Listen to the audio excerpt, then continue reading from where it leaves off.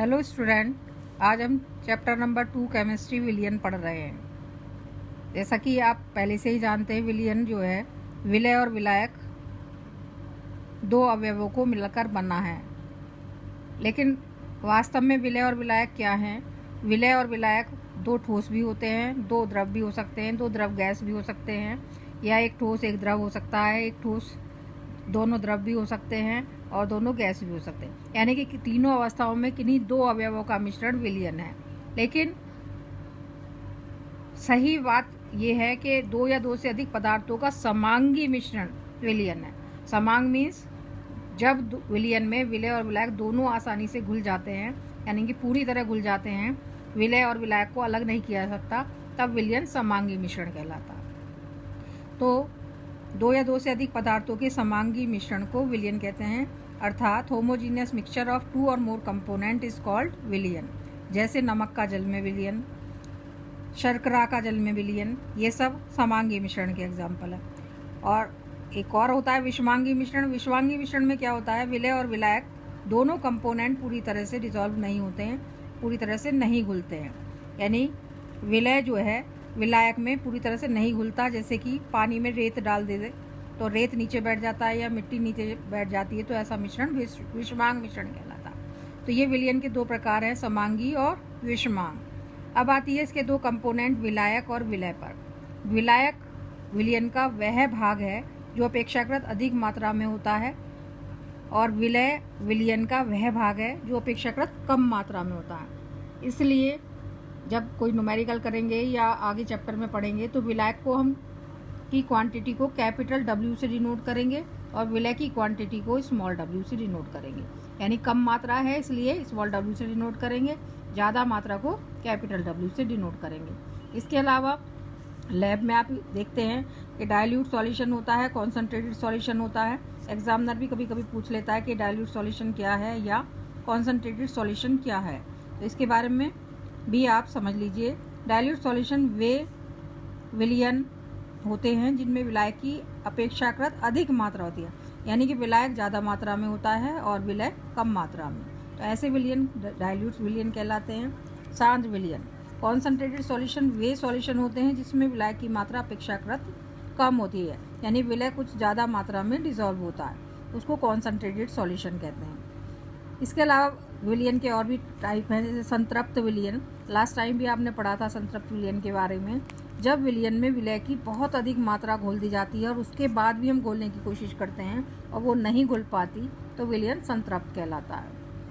फिर आता है असंतृप्त विलयन। ऐसे विलयन जो स्थिर ताप पर विलायक में विलय की और अधिक मात्रा, यानी कि और अधिक मात्रा को घोलने पर प्राप्त होते हैं, जिसमें कि विलायक में अगर विलय की मात्रा को हम और अधिक घोल सकें, वो असंतृप्त विलयन कहलाते हैं, यानी कि मात्रा उसमें विलय की और घोली जा सकती है।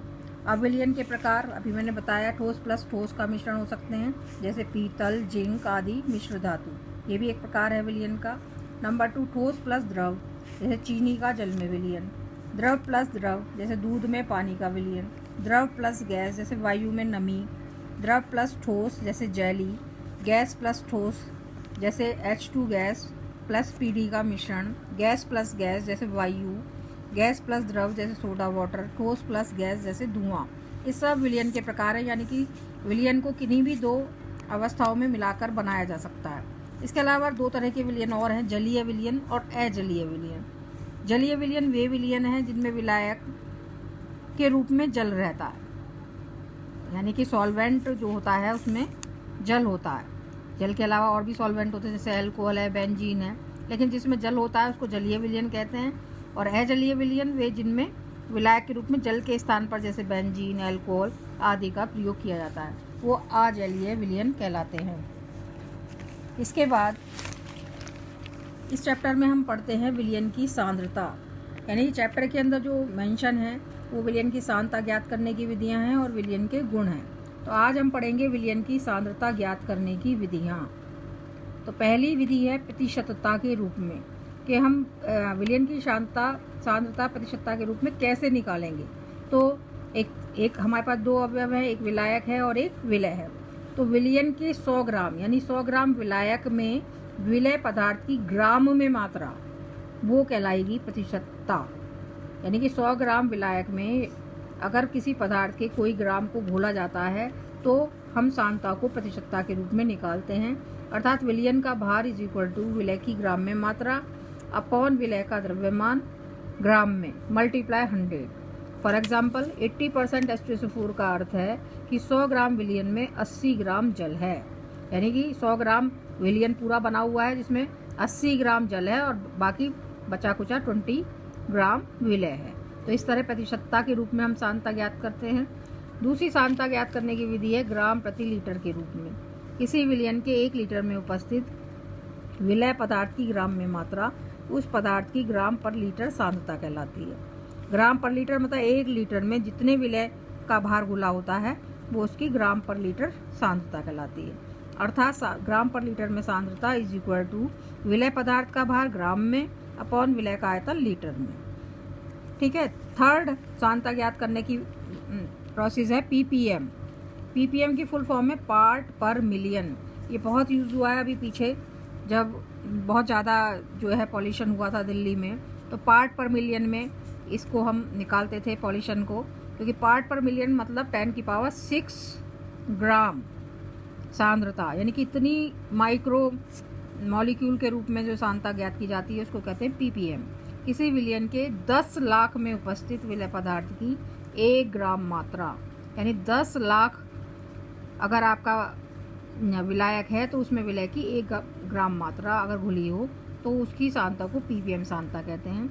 इसको ज्ञात करने के लिए फार्मूला है पीपीएम में सांद्रता इज इक्वल टू विलय पदार्थ की ग्राम में मात्रा अपॉन विलयन का भार ग्राम में मल्टीप्लाई 10⁶। यानी कि इस फार्मूले से हम पार्ट पर मिलियन, और ज़्यादातर ये पीपीएम जो यूज़ किया जाता है वो वायु प्रदूषण में सबसे ज़्यादा यूज़ होता है, वहाँ उसकी सांद्रता ज्ञात करने के लिए हम इस विधि का प्रयोग करते हैं। नेक्स्ट मेथड आता है विलयन की नॉर्मलता के रूप में सांद्रता ज्ञात करना। नॉर्मलता होती है 1 लीटर विलयन में उपस्थित तुल्यांकों की संख्या, यानी कि तुल्यांक की भार। 1 लीटर विलयन में उपस्थित ग्राम तुल्यांकों की संख्या उस विलयन की नॉर्मलता कहलाती है। इसे कैपिटल N से प्रदर्शित करते हैं।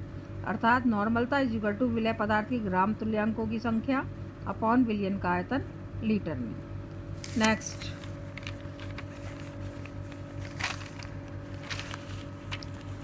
अब सांद्रता और नॉर्मलता का एक बहुत विशेष संबंध है और एक अच्छा फार्मूला है जो आगे हम प्रैक्टिकल में भी यूज़ करते हैं। सांद्रता इज इक्वल टू नॉर्मलता मल्टीप्लाई तुल्यांक की भार। सांद्रता को कैपिटल S से डिनोट करते हैं, नॉर्मलता N और E तुल्यांक की भार। तो S is equal to N multiply E और S is equal to N को हम W अपॉन V, W मतलब पदार्थ की मात्रा अपॉन आयतन लीटर में, मल्टीप्लाई 1000। तो W निकालने के लिए हम एक फार्मूला बनाते हैं, W is equal to NAB upon 1000। यानी 1 लीटर में अगर हमें पदार्थ की मात्रा नॉर्मलता की टर्म में निकालनी है तो हम इस फार्मूले को यूज करेंगे। ये कहलाती है नॉर्मलता। इसके बाद आती है अगला मेथड मोलरिटी, यानी कि मोलरता। मोलरता नाम से ही पता चल रहा है, मोल यानी 1 लीटर विलयन में उपस्थित विलय पदार्थ के मोलों की संख्या या ग्राम अणुओं की संख्या विलयन की मोलरता कहलाती है। इसे कैपिटल M से प्रदर्शित करते हैं। M इज इक्वल टू होता है मोलों की संख्या अपॉन आयतन लीटर में। अब मोलों की संख्या अगर पदार्थ की मात्रा ग्राम में है तो विलय का भार अपॉन विलय का अणुभार मल्टीप्लाई आयतन लीटर में, तब ये फार्मूला बन जाता है मोलरता का। अब मोलरता और ग्राम पर लीटर में भी संबंध होता है, जैसे S इज इक्वल टू होता है M मल्टीप्लाई M। M का मतलब मोलर मास और M स्मॉल m मतलब मोलरता। कैपिटल M मोलरता और M मतलब मास। इससे भी हम सांद्रता इस संबंध से निकाल लेते हैं। नेक्स्ट मेथड है मोललता। मोललता में क्या होता है विलयन का, इसमें मोलरता में 1 लीटर विलयन लेते हैं और मोललता में 1 किलोग्राम विलायक लेते हैं, नॉट विलयन। ये एक इम्पॉर्टेंट पॉइंट है। 1 किलोग्राम विलायक में उपस्थित विलय के मोलों की संख्या या ग्राम अणुओं की संख्या उसकी मोललता कहलाती है और इसे स्मॉल m से प्रदर्शित करते हैं।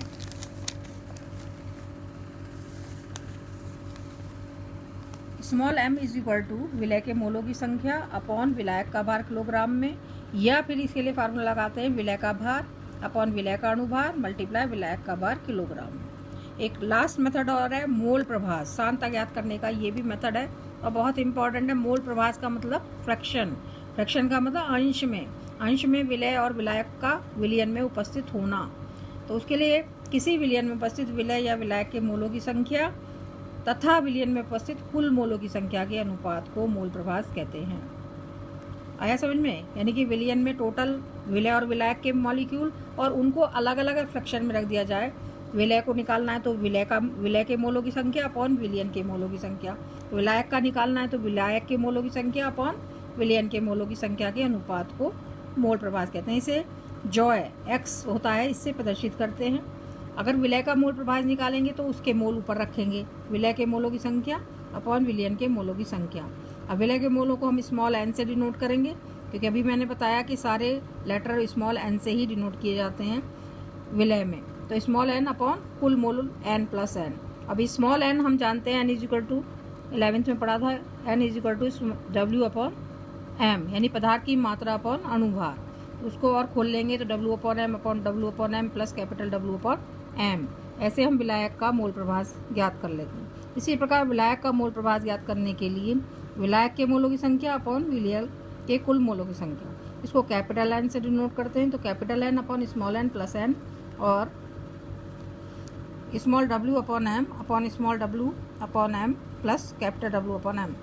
तो इस फार्मूले में रखकर हम मोल प्रभास निकाल लेते हैं। तो ये थी सांद्रता ज्ञात करने की कुछ विधियाँ जो इस चैप्टर में पढ़ी। अगले वीडियो में हम विलयन के गुणों के बारे में पढ़ेंगे।